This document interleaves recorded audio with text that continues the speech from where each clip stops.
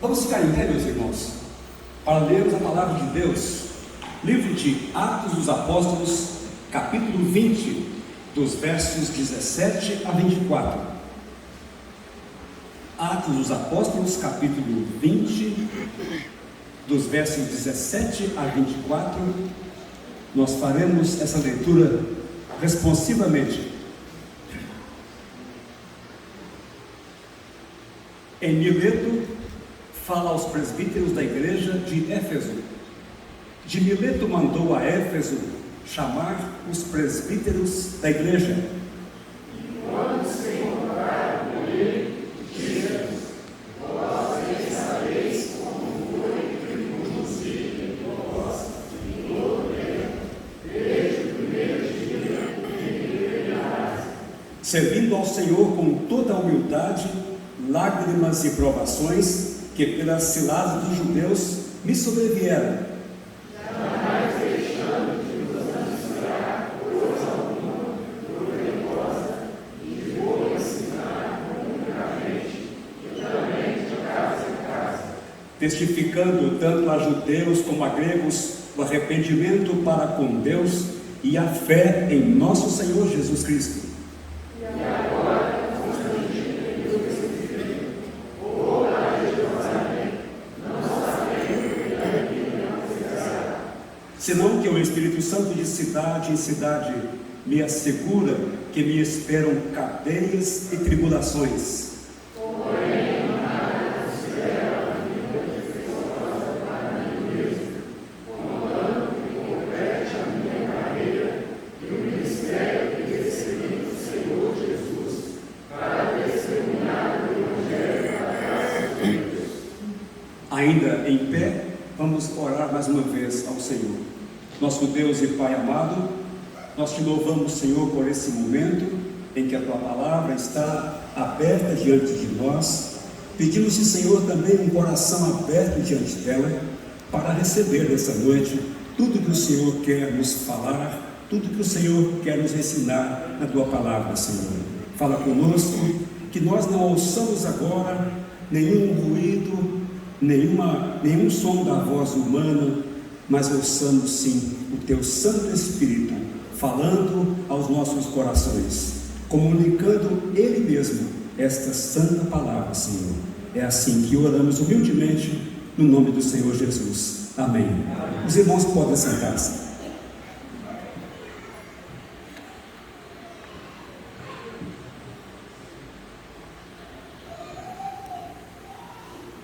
Eu fui convidado essa tarde pelo nosso querido irmão Davi para estar nesse momento ocupando o púlpito. Disse para ele que aceitaria com muito prazer. Já era meu plano estar aqui à noite mesmo. E com muito prazer, então, nós estamos aqui para compartilhar com os irmãos a palavra do Senhor Deus. Servindo ao Senhor, verso 19, servindo ao Senhor com toda a humildade, lágrimas e provações que pelas ciladas dos judeus me sobrevieram. Irmãos, o apóstolo Paulo, segundo registra o livro de Atos, realizou 3 abençoadas viagens missionárias.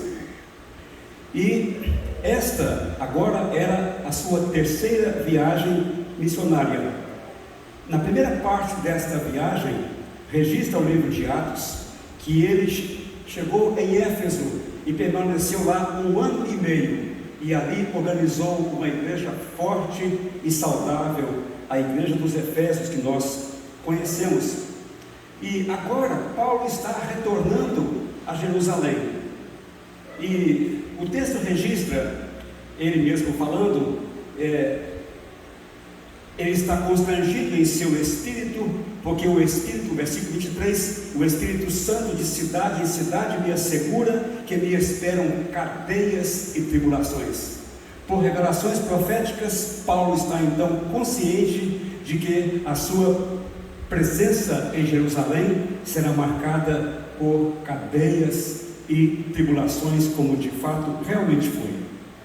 Chegando em Mileto, que fica a 60 quilômetros, que ficava a 60 quilômetros da cidade de Éfeso, enquanto o navio no qual viajava parou para fazer abastecimento, ele então mandou um recado, um convite para os presbíteros da igreja de Éfeso e os convidou para estar em Mileto com ele durante aquele período.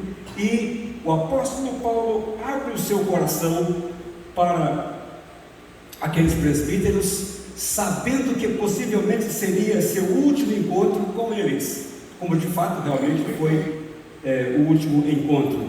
E então Paulo abre o seu coração e começa a compartilhar com eles. Eles fazem algumas recomendações. Por exemplo, o versículo 28 diz: atendei por vós e por todo o rebanho, sobre o qual o Espírito Santo vos constituiu bispos, para pastoreardes a igreja de Deus, a qual ele comprou com o seu próprio sangue. Nós temos ouvido aqui 2 estudos já feitos pelo nosso irmão Davi, e ele sempre menciona que o trabalho do presbítero, o trabalho do diácono é uma extensão do púlpito e é uma imitação ao Senhor Jesus, que veio para servir. Então, Paulo lembra que essa palavra pastoreai o rebanho de Deus que há entre vós, a qual ele, Deus, comprou com o seu próprio sangue.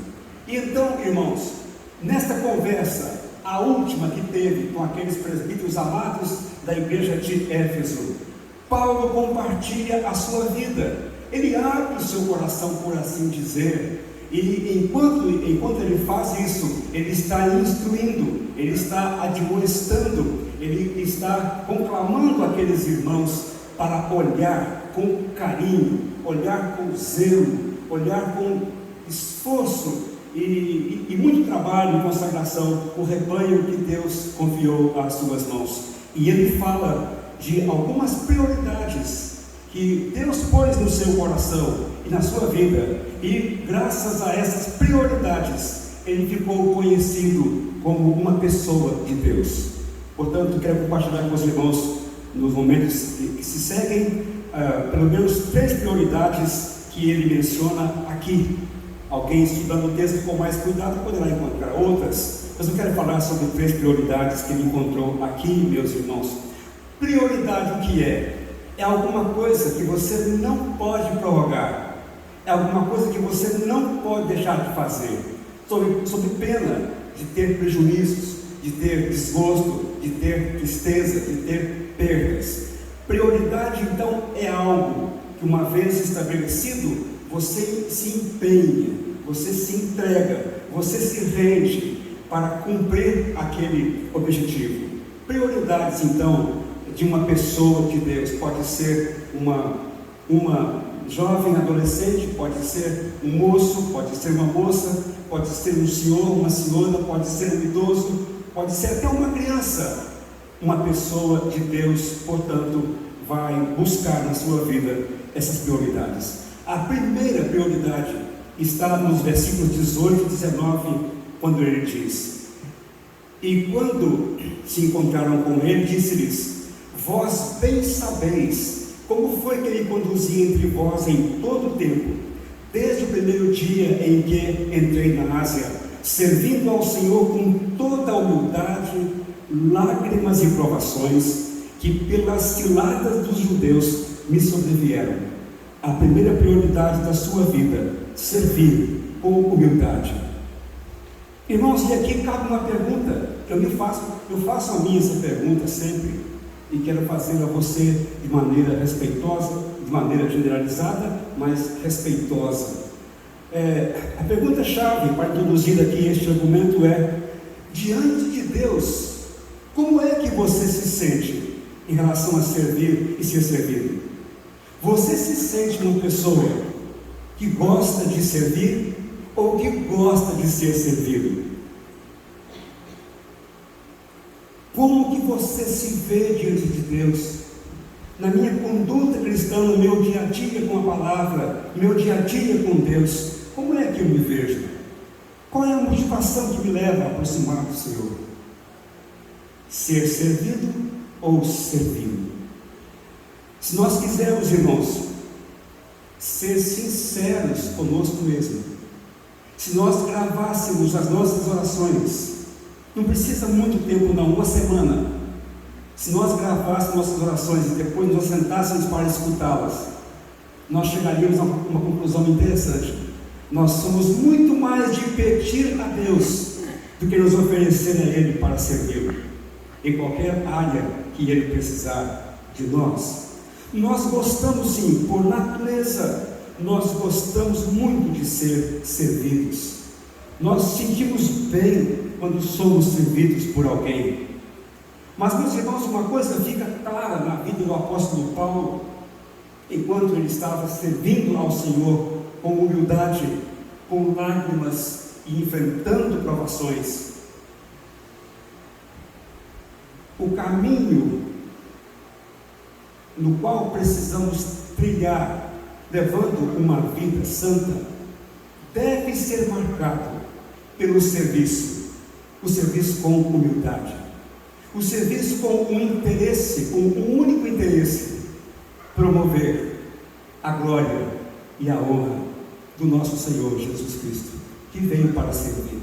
No Evangelho de Marcos, no capítulo 10, no verso 45, está escrito: porque o Filho do Homem não veio para ser servido, mas veio para servir e dar a sua vida em resgate de muitos.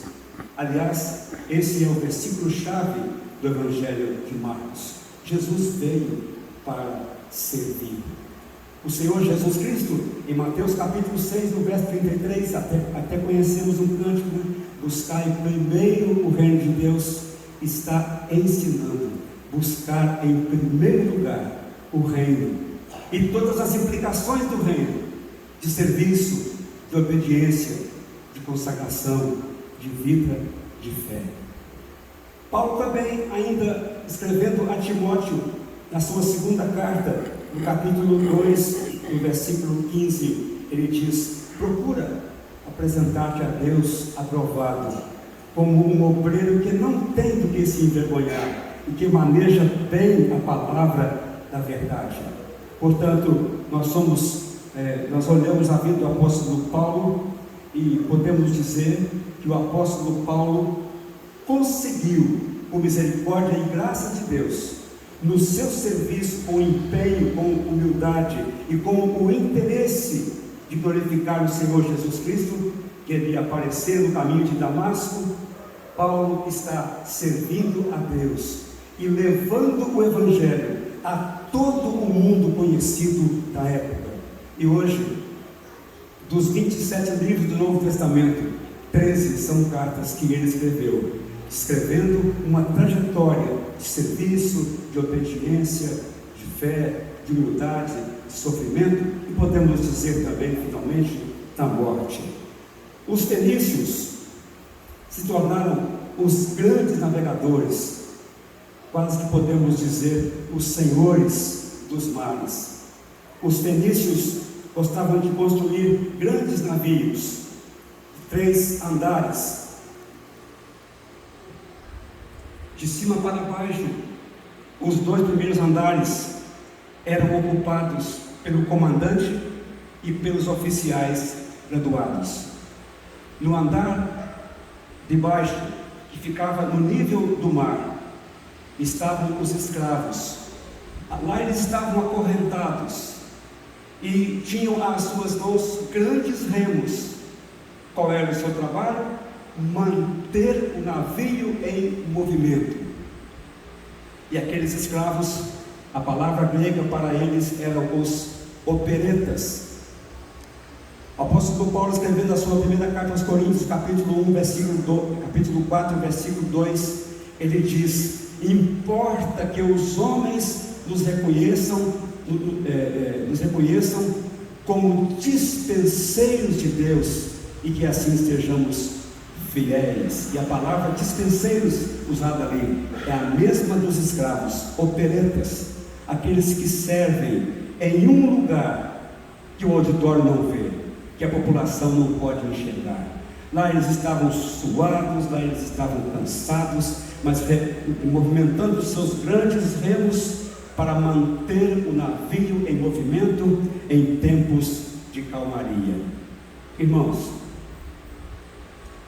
quando o Senhor Jesus Cristo voltar, Ele espera que todos nós que somos os seus servos, sejamos encontrados como aqueles escravos, realizando com humildade, com empenho e até com lágrimas, se for preciso, o trabalho do Senhor, porque é a Ele que prestaremos contas de tudo que fizermos nesta vida. Mas o apóstolo Paulo nos fala ainda, meus irmãos, nos fala ainda de uma segunda prioridade muito interessante que ele estabeleceu diante de Deus. A segunda prioridade da sua vida é para com os irmãos na fé, com os crentes em Cristo Jesus. Em todas as cartas do apóstolo Paulo você vai encontrá-lo dialogando com pessoas, com irmãos na fé e ensinando a andar na presença do Senhor, ensinando a dedicar a vida o máximo possível para a glória do Senhor.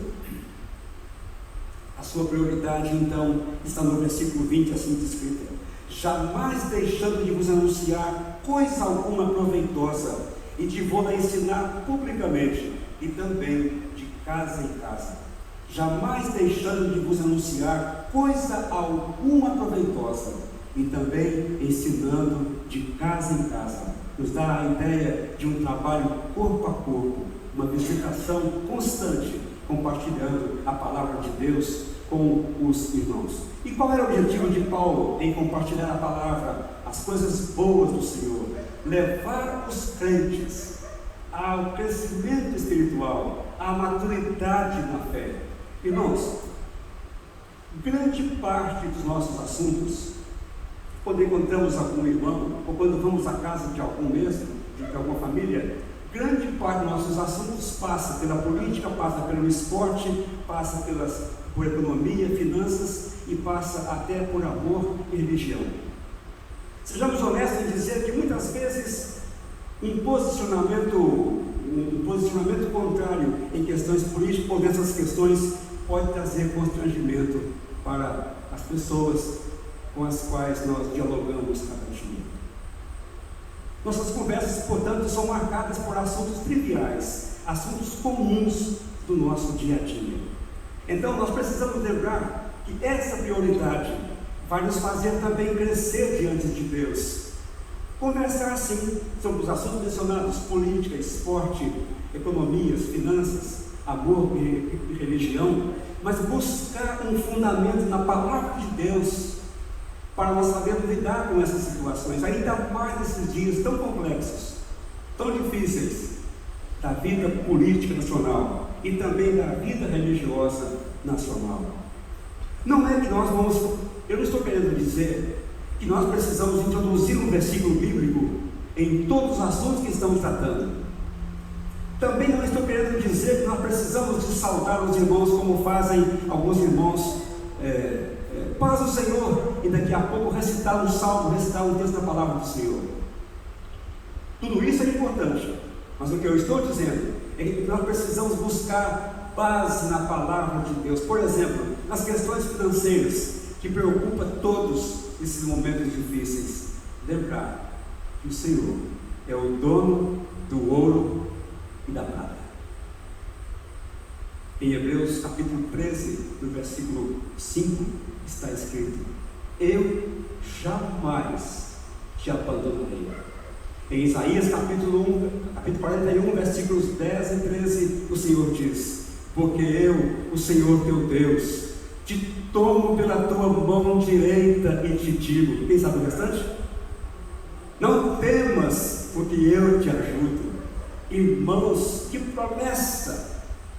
Não tem conta as vezes que pude usar o telefone para mencionar essa promessa, orando com irmãos a grande distância, aconselhando e orando. Você depois abre a sua Bíblia, eu digo sempre, abre a sua Bíblia em Isaías 41, 13, lá está dito esta palavra.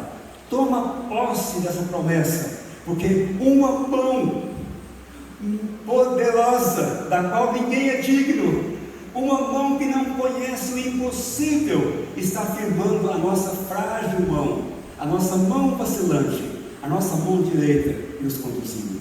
Todas as vezes que eu menciono esse versículo, eu leio a palavra de Deus encontrando esse versículo, eu me lembro do tempo de criança, meus pais, para atravessar uma rua, segurando a minha mão, carros passando, às vezes cidade pequena, cavaleiros também, charrete, e ali estava aquela mão calejada, segurando a minha, dando sustentação até atravessar o outro lado da rua. E essa cena se repete até hoje. Nenhum adulto de bom senso deixa uma criança atravessar a rua sozinha, exposta a qualquer perigo, a qualquer intempérie, a qualquer infortúnio, mas segura a mãozinha da criança com firmeza, com carinho, com amor, até atravessar a rua, até passar por aquele abismo. É essa a promessa. Eu te tomo pela tua mão direita e te digo, não temas, porque eu te ajudo. No capítulo 1 de Josué, no versículo 9, está escrito: não te mandei eu ser forte e corajoso, porque eu, o Senhor teu Deus, estarei contigo, por onde quer que andares. Irmãos, que companhia maravilhosa! Onde quer que nós andemos, há uma presença gloriosa, santa e poderosa, junto conosco, para nos proteger, para nos guardar e para garantir a nossa vitória. Pois bem, é isso que precisamos conversar, é assim que precisamos aproveitar o nosso tempo juntos. E se puder ainda, terminar aquele diálogo com uma boa palavra de oração, pedindo ao Senhor para guiar, para conduzir e para proteger e para suprir as necessidades de cada lar, de cada pessoa e de cada família. Meus irmãos, Paulo estava consciente de que nenhum minuto de sua vida poderia ser perdido com conversas estranhas à palavra, mas tudo Paulo conduzia para que a palavra fosse conhecida e ela chegasse, portanto, aos ouvidos de cada pessoa. Meus irmãos, mas o apóstolo Paulo ainda tem uma outra prioridade, e ela está aqui. Essa prioridade está aqui no versículo 21, testificando tanto a judeus como a gregos o arrependimento para com Deus e a fé em nosso Senhor Jesus Cristo, para com os não crentes, para com os perdidos. Qual foi a sua prioridade? Evangelizar, ajudar cada homem, ajudar cada mulher, ajudar cada pessoa que estava e vivia nas trevas do pecado, ajudar cada um a conhecer a palavra de Deus, a conhecer o Senhor Jesus Cristo. Só Ele pode abrir os nossos olhos espirituais, só Ele pode nos dar a graça de crer, de confiar e de recebê-lo como nosso Salvador e como o nosso Senhor. Paulo então está consciente, meus irmãos, de que agora esta prioridade que marcaria o fim da sua vida. Tem um livro muito interessante de um autor inglês, um autor britânico chamado Ray Stedman, e naquele livro ele sugere que se algum irmão tiver disposição de sentir pena e dó de Paulo por ser espancado, por estar acorrentado, por estar preso, ele disse: eu sugiro que tenha dó, que tenha compaixão da guarda pretoriana, a guarda do imperador, que era composta de 16 mil soldados. Aqueles soldados estavam vigiando Paulo 24 horas por dia, e o apóstolo Paulo falava com eles do Evangelho o tempo todo, compartilhando com eles a palavra de Deus. E agora a sugestão para se ter compaixão deles, porque eles tinham que manter fidelidade ao imperador romano, mas precisava de levar em consideração as palavras de Paulo, que ele repetia constantemente para aqueles soldados. E daí muitos se converteram. Por isso Paulo escreve aos Filipenses dizendo: eu sou o prisioneiro de Jesus. Quem o prendeu lá, o manteve debaixo em cadeias, era o imperador romano, mas ele não estava ali preso como servo do imperador romano. Ele era um prisioneiro do Senhor Jesus Cristo. E, irmãos, no capítulo 1, no versículo 16 de Romanos, ele escreveu: não me envergonhe do Evangelho, porque é o poder de Deus para a salvação de todo aquele que crê, primeiro do judeu e também do grego. Paulo está então aqui fazendo, meus irmãos, uma distinção: judeus e gregos. Para com os judeus, o arrependimento para com Deus e a fé em Cristo Jesus. Ele se sentia devedor, ele sentia um peso de uma dívida que precisava ser paga na medida que compartilhava passo a passo o Evangelho com as pessoas. Não me envergonhe do Evangelho. Paulo não se envergonhava do Evangelho. Por quê? Paulo estava consciente de que o Evangelho é o poder de Deus para a salvação de todo aquele que crê. Esta, portanto, também é a nossa convicção. Não precisamos envergonhar da palavra, não precisamos envergonhar de compartilhar com alguém a palavra, porque é a palavra de Deus que vai quebrar preconceitos, é a palavra de Deus que vai derribar por terra as falsas crenças, é a palavra de Deus que vai trazer luz para as pessoas. Portanto, meus irmãos, em nosso relacionamento com pessoas não crentes, essa tem de ser também a nossa prioridade constante: trazer as pessoas, amigos, parentes, em alguns casos até filhos nossos, dentro da nossa casa, vivendo conosco, que não conhecem ainda o Senhor Jesus, trazê-los à presença do Senhor Jesus Cristo.